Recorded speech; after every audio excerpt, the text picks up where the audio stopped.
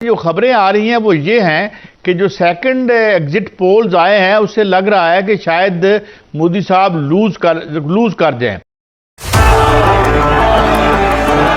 ये प्रचंड जीत, ये अटूट विश्वास बिहार के लोगों ने बिल्कुल गर्दा उड़ा दिया। और बात है कि राहुल गांधी ने और उनकी पार्टी ने हर तरह से कोशिश की, कभी बताने की कि कभी वोट चोरी का इल्जाम लगाया, कभी कुछ और कहा। इंडिया की शुमाल मशरक़ी रियासत में बिहार, वहाँ के हुक्मरान जमातों के सियासी इत्तेहाद एनडीए को अब तक के नतायज और रुझानात से साफ नजर आ रहा है कि एक लैंडस्लाइड विक्ट्री हासिल होती है, थंपिंग मेजॉरिटी हासिल होती नजर आ रही है। ये इत्तेहाद एनडीए का ये कुल 243 नशिस्तों में से 208 नशिस्तें जीतता हुआ नजर आ रहा है। हतमी नताइज अभी नहीं आए हैं। अनबिलीवेबल नदरी महसूस ये हो रहा है बाज़-औक़ात कि शायद पूरी दुनिया ने कुछ ना कुछ सूंघा हुआ है। हैरानकुन तौर पर हमारे लिए यानी पाकिस्तान में लोगों ने कुछ और बेचा था। हैरानकुन तौर पर बीजेपी अलायंस जो है वहाँ पर नीतीश कुमार की जो साथ उन्होंने अलायंस किया हुआ है और ये पार्टी कहलाती है जनता दल। बिकॉज उनको पता है कि हमारे मुकाबले में कौन आएगा। कोई मतलब अभी तक तो नहीं लग रहा कि कोई रिकॉर्ड तोड़ेगा इनका। सो ये एक चीज़ जो है, मैं इसको जो स्टडी कर रहा हूँ वो मुझे ये लग रहा है कि नरेंद्र मोदी ने ये बड़ा काम किया। अपनी जो ख़वातीन के वोट के ज़रिए उन्होंने अपने आप को बहुत स्पेस दी है। और कांग्रेस तो बिल्कुल बहुत पीछे है, थोड़ी सी सीट्स हैं उसके पास और वो उस तरह नहीं है जिस तरह उसकी वो सीट्स होनी चाहिए थी, या वो हम जो बंदा एक्सपेक्ट करता है कि यार क्या होगा और किस तरह होगा। जय हिंद दोस्तों, बिहार में क्लियर मैंडेट मिलने के बाद पाकिस्तान का गला सूख रहा है और कांग्रेस तो आप समझे इस समय जो राहुल गांधी है मस्कट भाग गए।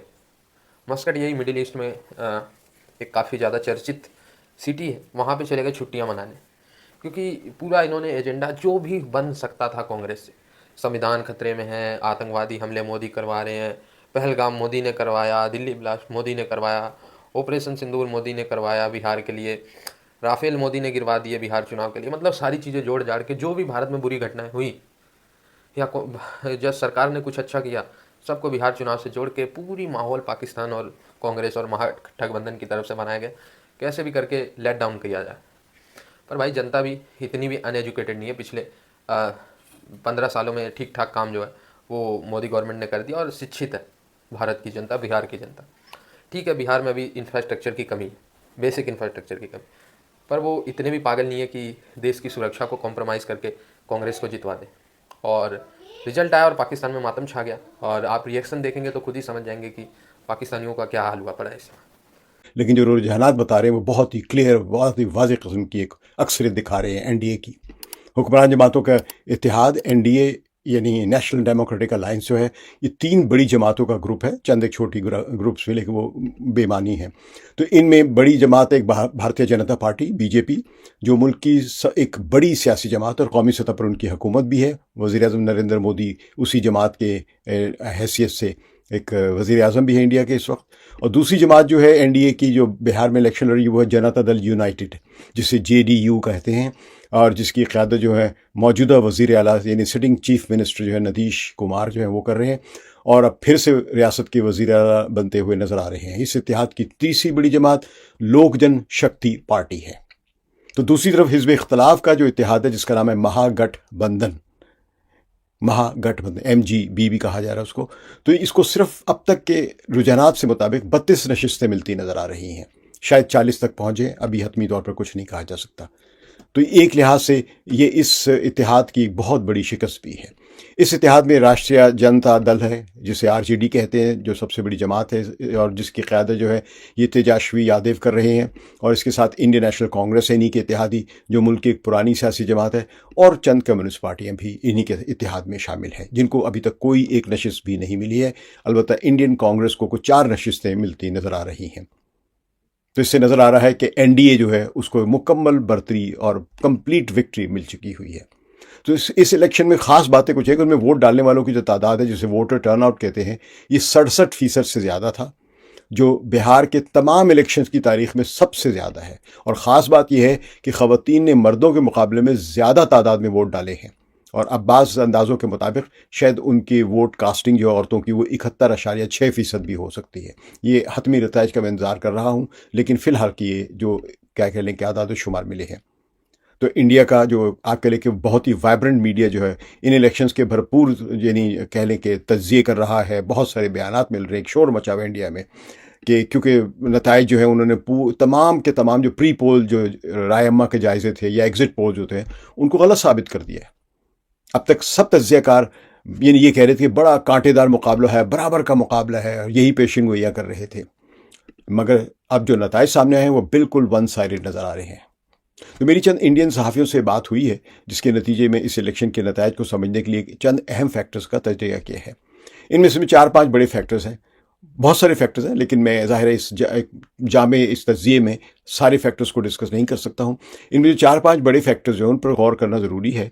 एक है ख़वातीन वोटर्स और उनके लिए बनाए गए जो वेलफेयर मंसूबे, जो कि मौजूदा वज़ीर आज़म जो है वहाँ के बिहार के नीतीश कुमार, उनकी जो कह लें कि आप वेमेन फ्रेंडली या ख़वातीन दोस्त पॉलिसियाँ जो थी। एक दूसरा बड़ा फैक्टर है इसी में मुस्लिम वोट बैंक्स का, उसमें टूट फूट हुई है और आपस में इत्तेहाद नहीं रहा है। और एक ऑपरेशन सिंदूर के ज़रिए कई कौमी कह लें कि एक नैरेटिव क्रिएट किया गया कि नेशनल सिक्योरिटी के लिए बीजेपी बहुत अहम है। तो ये सब चीज़ों का हम डिस्कस करेंगे। एक और थोड़ा सा ज़िम्न नज़र कर दूँ कि इसमें इलेक्शन कमीशन का भी वहाँ का एक फैक्टर है जिसने बीजेपी को मदद की है। हम बात करते हैं पहले ख़वातीन वोटर से। बिहार में ख़वातीन वोटर जो है सबसे बड़ा और ज़्यादा असर रखने वाला एक सियासी ग्रुप बन चुका है। ये इनकी वोटिंग शरह जो है मुसलसल बढ़ती रही है पिछले इंतखाबात में, और 2025 के इंतखाबात में तो कई हलकों में मर्दों से ज़्यादा ख़वातीन ने वोट दी। वो चीज़ नहीं है, ठीक है जी। कांग्रेस के अंदर वो स्पेस नहीं आई, वो चीज़ नहीं आई, ठीक है। अब देखते हैं कि ये जो हिंदी हार्टलैंड जीतना जो है ये मोदी साहब के वो जिसे कहते हैं ना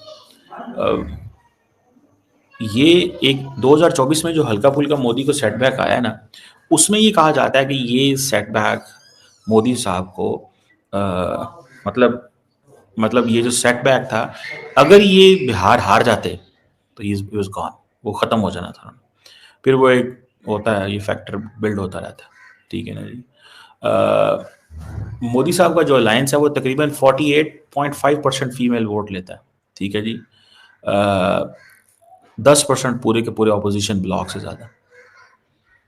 लेकिन मोदी साहब का जो ये रिजल्ट है कि जी आपने बिहार इलेक्शन के अंदर सितंबर में जो 75 अरब रुपए ट्रांसफ़र किए, वो that was something big thing. वो एक बड़ी चीज़ जो है उससे बहुत सारा पांसा पलटा है, ठीक है। अगर ये 191 सीटें ले जाते हैं, ठीक है, तो 70 सीटें ज़्यादा होंगी, ठीक है जी।